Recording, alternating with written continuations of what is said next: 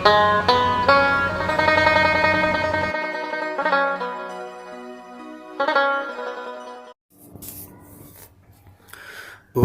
नमो भगवते वासुदेवाय। दूसरा अध्याय। संजय ने कहा, हे धृतराष्ट्र। तब श्री कृष्ण व्याकुलचित्त अर्जुन से बोले, हे अर्जुन, अनर्थ के सेवन करने योग अभ्यसकारक मोह इस समय तुम्हारे मन में कहाँ से आया? तुम कायर मत बनो, यह शोभा नहीं देता।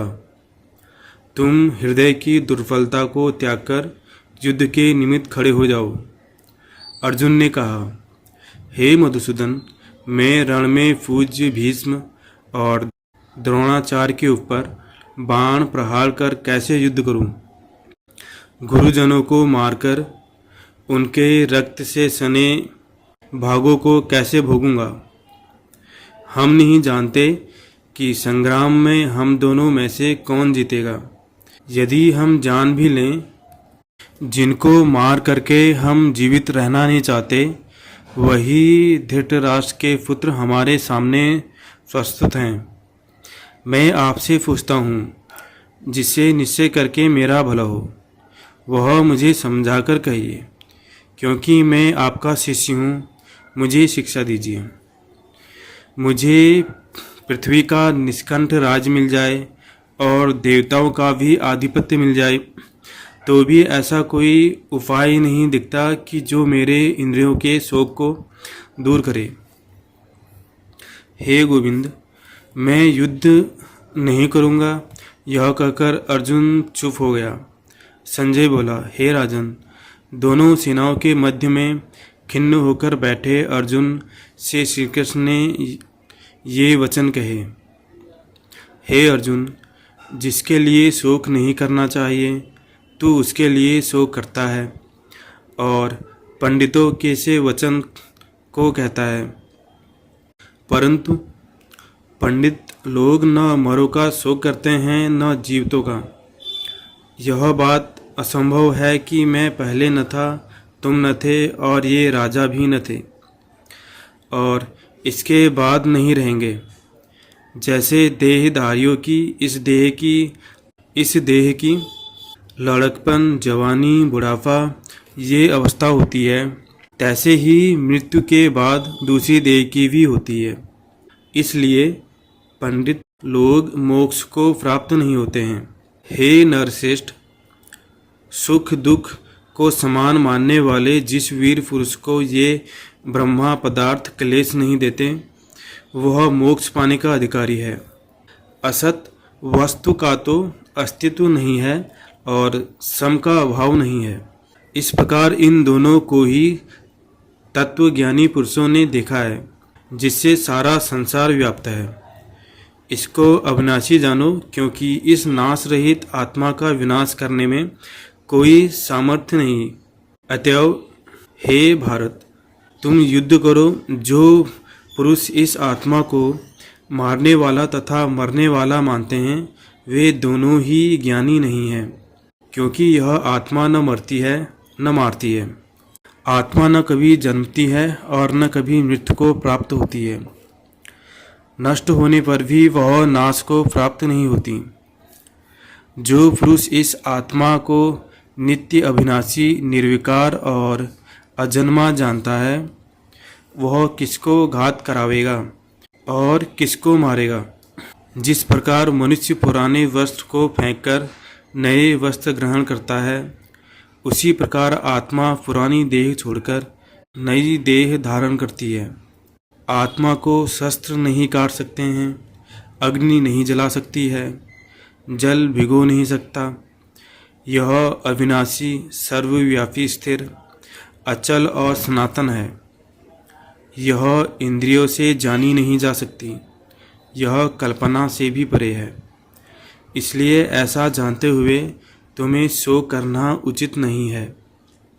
महाबाहो, यदि तुम इस आत्मा को नित्य जन्म लेने और नित्य मरने वाले मानते हो, तो भी तुमको शोक नहीं करना चाहिए, क्योंकि जो जन्मा है उसकी मृत्यु और जिसकी मृत्यु हुई है उसका जन्म निश्चय है। अतएव जो बात अनिवार्य है उसके लिए सोच करना व्यर्थ है। जन्म लेने से पहले क्या था किसी को मालूम नहीं, फिर मरने के पीछे क्या होगा कोई नहीं जानता। ऐसी दशा में किस बात का सोच करना तुमको उचित है। इस कारण सब प्राणियों के विषय में तुमको सोच करना उचित नहीं है।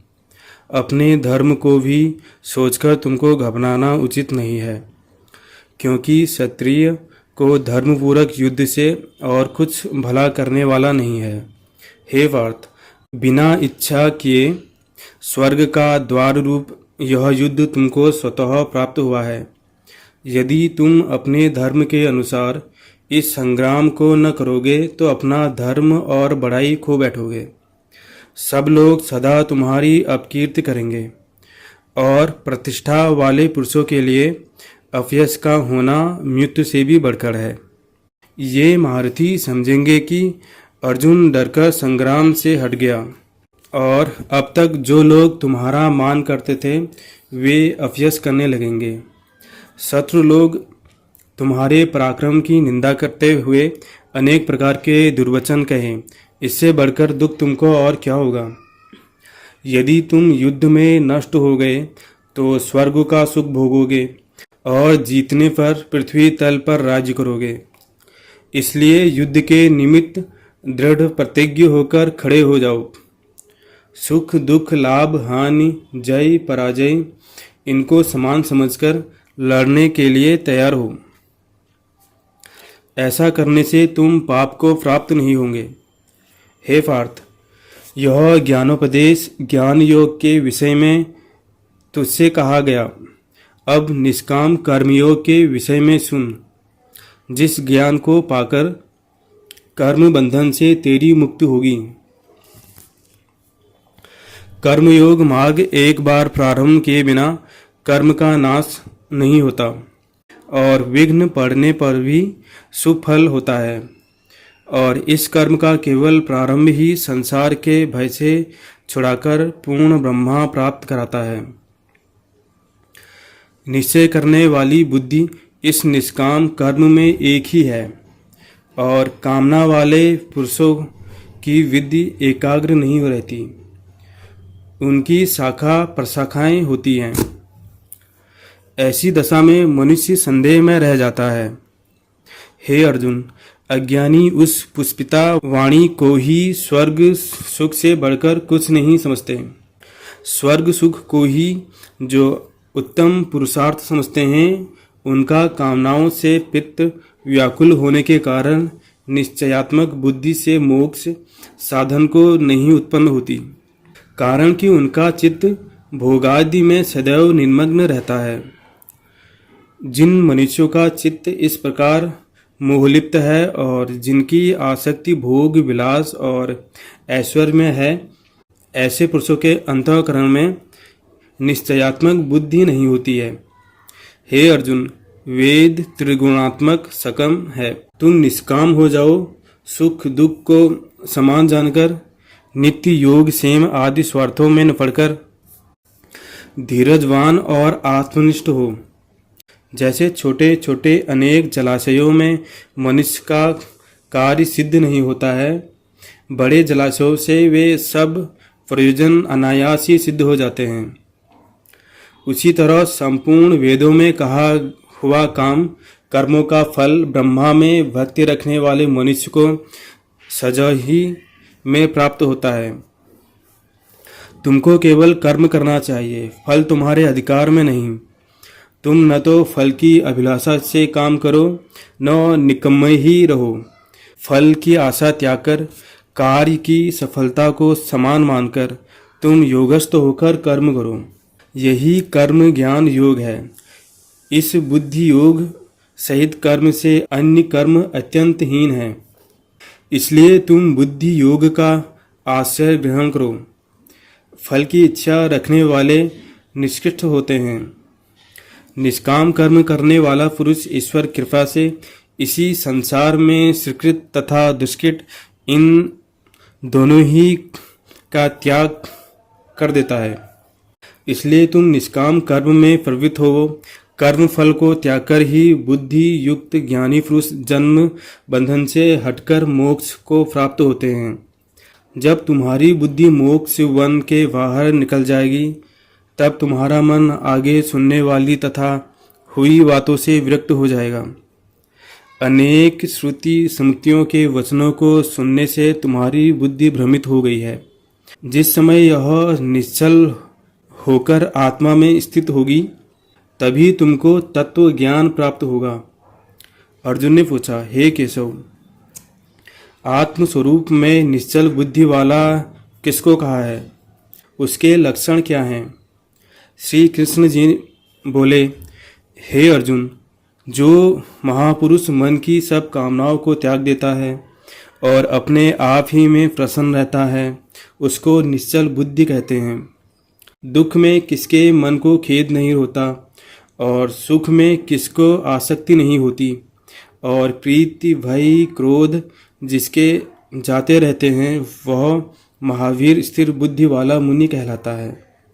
जो शुभ पदार्थ प्राप्त होने से हर्ष नहीं करता, अशुभ से अप्रसन्न नहीं होता, उसी को स्थिर बुद्धि जानना चाहिए। और कछुआ जैसे अपने अंगों को सिकोड़ लेता है, उसी तरह जो पुरुष अपनी इंद्रियों को विषयों से हटाता है, उसकी बुद्धि स्थिर जाननी चाहिए। निराहारी पुरुष के विषय घट जाते हैं, परंतु विषयों में उसकी चाह बनी रहती है। पर ब्रह्मा का अनुभव होने पर चाह भी घट जाती है। हे अर्जुन, मोक्ष में प्रत्यक्ष करने वाले विद्वान व्यक्ति को भी प्रबल इंद्रियां पाप से उसके मन को जीत लेती है। इसलिए सब इंद्रियों को विषयों से रोक मेरे विषय में तत्पर हो जावे। जिसने इंद्रियों को वश में कर लिया है, उसी की बुद्धि निश्चल है। जो पुरुष विषयों के ध्यान में रहता है, उसकी प्राप्ति हो जाती है। प्राप्ति होने से कामना होती है। इच्छा के पूर्ण न होने से क्रोध की उत्पन्न होती है। क्रोध से अविवेक होता है। अविवेक से स्मरण शक्ति नष्ट हो जाती है। स्मरण शक्ति के नाश होने से बुद्धि क्षय होती है। जिसकी बुद्धि का नाश हुआ, वह विनाश को प्राप्त होता है।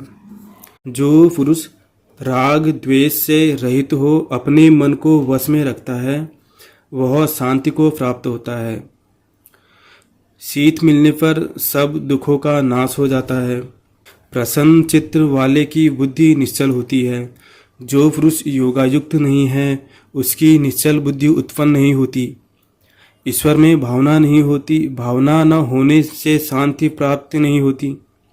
अशांत को सुख कहाँ से मिलेगा? जैसे वायु नाव को जल में खींच ले जाती है, उसी प्रकार इंद्रियां उस पुरुष की बुद्धि का नाश कर देती है जिसका मन विषय सिद्धि से इंद्रियों के पीछे लग जाता है। इस कारण हे महाबाहो, जिसने इंद्रियों को विषयों से सर्वथा रोक रखा है, उसकी बुद्धि स्थिर है। जो सब प्राणियों की रात है, उसमें संयमी जागता रहता है, और प्राणी मात्र जिस समय जागते हैं, मुनि जनों की वह रात्रि है। जल से भरे समुद्र में और नदियों का जल भरने पर भी वह अपनी मर्यादा पर रहता है। उसी प्रकार जिस पुरुष में इच्छा के न होने पर भी सब विषय भोग प्रवेश करते हैं, उसी को शांति मिलती है। विषयों की इच्छा करने वाले को शांति नहीं मिलती। जो सब कामनाओं को छोड़कर तथा इच्छा रहित विचरता है और ममता अहंकार जिसमें नहीं है, वह शांति को प्राप्त होता है। हे पार्थ, ब्रह्मा स्थिति यही है। ऐसी स्थिति मिल जाने पर प्राणी फिर मोह में नहीं फंसता और अंत समय में निर्वाण ब्रह्मा को प्राप्त होता है।